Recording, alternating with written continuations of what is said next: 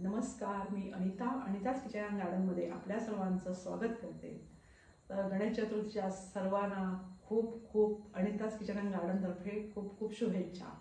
तर आपण आज कोकणातील जे पारंपरिक तळणीचे मोदक आहेत, म्हणजे तळणीचे मोदक सगळीकडेच करतात, पण आपल्याकडे कोकणामध्ये पद्धत आहे की गणपती ज्या दिवशी येतो त्या दिवशी पहिल्या दिवशी उकडीचे मोदक, आणि ज्या दिवशी गणपती बाप्पा आपल्या घरी जातो शेवटच्या दिवशी त्या दिवशी तळणीचे मोदक, असे दोन मोदक तर कंपल्सरी ठरलेले असतात। आणि इतर मोदक आपण मध्ये वेगवेगळे करतो ते वेगळी गोष्ट आहे, पण हे दोन मोदक तर ठरलेच आहेत। पहिल्या दिवशी उकडीचे मोदक आणि शेवटच्या दिवशी तळणीचे मोदक। तर हे जे तळणीचे मोदक आहेत तर हे शेवटच्या दिवशी बाप्पा ज्या दिवशी आपल्या घरी जातो त्या दिवशी नैवेद्यासाठी आपण करतो घरी आमच्या।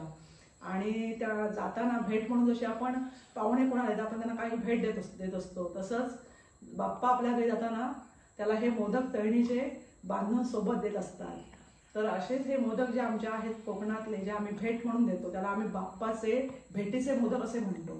तर तेच मोदक आज आपण करणार आहोत। चला तर मग सुरुवात करूया आजच्या रेसिपीला। तर हे आपण आता 1 वाटी गव्हाचं पीठ घेतलेलं आहे, तर आपण हे पीठ घेऊया। हे गव्हाचं पीठ आहे आणि त्यासाठी मी हे 1 पाव वाटी रवा घेतलेला आहे, अगदी बारीक हा रवा आहे। आणि आपण आता हे मळून घेणार आहोत पीठ, तर त्यासाठी आपल्याला गॅस ऑन करायचा आहे आणि आपण तूप गरम करून घेणार आहोत। आपण त्यासाठी साधारण 2 चमचे तूप घेतलेलं आहे। तूप आपला आता गरम झालेला आहे, तर आपण आता हे गॅस बंद करूया आणि हे आता मिक्स करून घेऊया। जो गव्हाचं पीठ आपण जे घेतलं होतं गव्हाचं पीठ ते आणि हा रवा, 1 वाटी गव्हाचं पीठ आणि पाव वाटी आपला रवा आहे, आपण हे छान आता मिक्स करून घेऊया।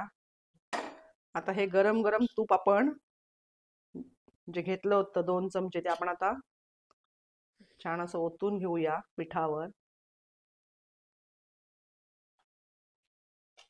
आणि हे छान असं मिक्स करून घेऊया पीठ। तर हे जे तूप आपण घातलंय ते आपण आता थोडंसं आपण आता हे छान असं चोळून घेऊया पिठाला। तर मी थोडं अगदी कोमट पाणी घेतलेलं आहे, तर कोमट पाण्याने मी हे पीठ भिजवणार आहे। थोडंसं पाणी घालायचं आहे, अगदी जास्त पाणी आधी घालायचं नाही।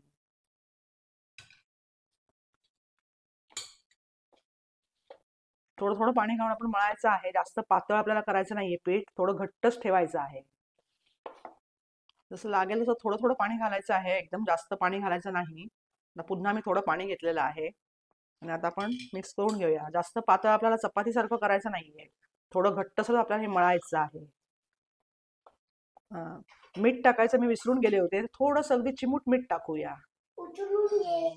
अशा प्रकारे आपला गोळा असा छान मळून झालेला आहे। हे बघा, हे असं पाहिजे पीठ मळायचं असं। आणि आता हा गोळा मी छान आता झाकून ठेवते अर्धा तासासाठी। आता अर्धा तास मी हे झाकून पीठ ठेवून देते, त्यानंतर आपण मोदक करूया। आता गॅस ऑन केलेला आहे आणि 1 चमचा मी तूप घातलेला आहे, अजून थोडं तूप घालते आहे आणि हे तूप आता छान गरम झालेलं आहे। यामध्ये आपण खसखस परतून घेऊया। 1 चमचा खसखस आहे, ती पण आता परतून घेऊया। आपण हे थोडेसे काजू बारीक करून घेतलेले आहे, काजू तुकडे, ते गरम करूया। काजूचे तुकडे आपण परतले, आपण आता हे ओलं खोबरं घेतलेलं आहे, हे साधारण 1 मोठी वाटी भरून घेतलेलं आहे, हे परतून घेऊया। तर आता हे खोबरं जे आहे ते मी थोडा पाण्याचा अंश त्याचा कमी झालेला आहे, 1-2 मिनिटं मी हे परतून घेतलं आहे। आणि आता यामध्ये मी आता गूळ घालते। तर 1 वाटी खोबरं घेतलेलं आहे, त्यासाठी मी 1 वाटीच गूळ घेतलेला आहे। अशा प्रकारे आपला हा गूळ जो आपण घातला होता तो छान आता विरघळला आहे आणि त्याला थोडंसं पाणी सुटलेलं आहे, तर आपण हे थोडं पाणी आता आटवून घेणार आहोत। 5 मिनिटं आपण मीडियम गॅसवर आपण हे परतायचं आहे आणि त्यासाठी आपण आता थोडं ही 1 छोटी वाटी मी दूध पावडर घालते आहे। आपण आता ही दूध पावडर देखील घातलेली आहे, त्याच्यामुळे मोदकांना छान असा खव्यासारखा म्हणजे खव्याची टेस्ट येईल आणि मोदक चवीला छान लागतील।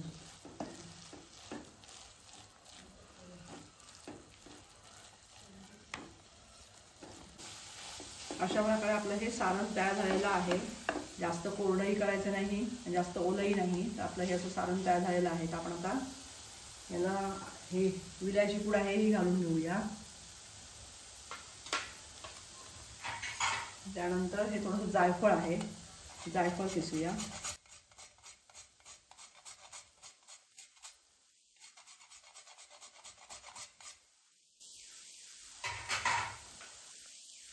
छान पुन्हा एकदा मिक्स करून घेऊया.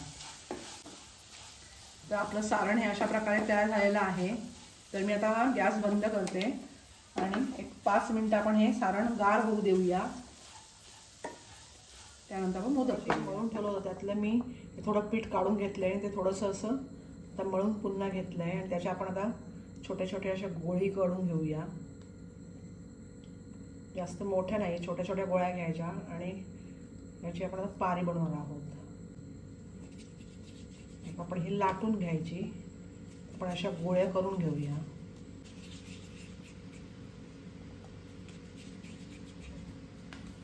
आपण या सगळ्या गोळ्या एक एक गोळी आपण आता करून घेऊया. आणि पातळ गोळी आपल्याला लाटायची आहे. अशा प्रकारे आपली गोळी लाटून झालेली आहे.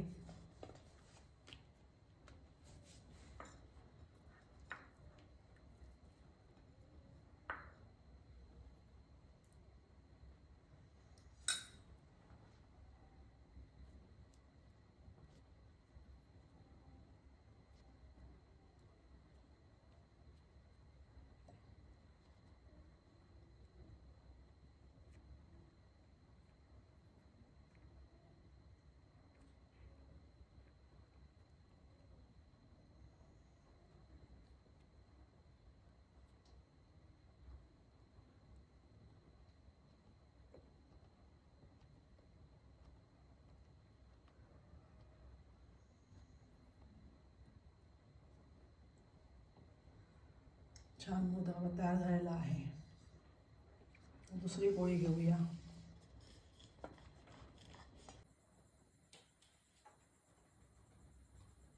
चला मोदक तळून घेऊया.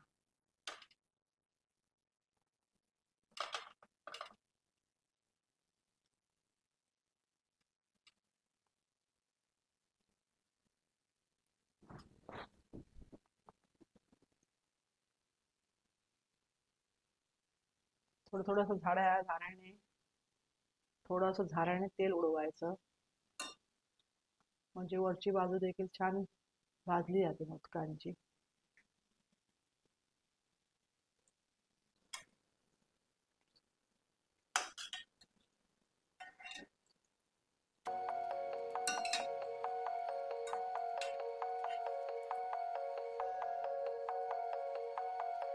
मस्त.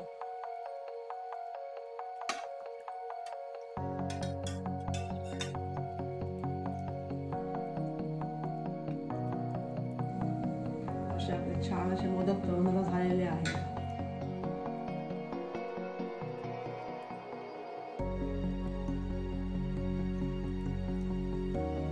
अशा प्रकारे आपले तळणीचे मोदक तयार झालेले आहेत आणि बाप्पाला आपण नैवेद्य दाखवलेला आहे.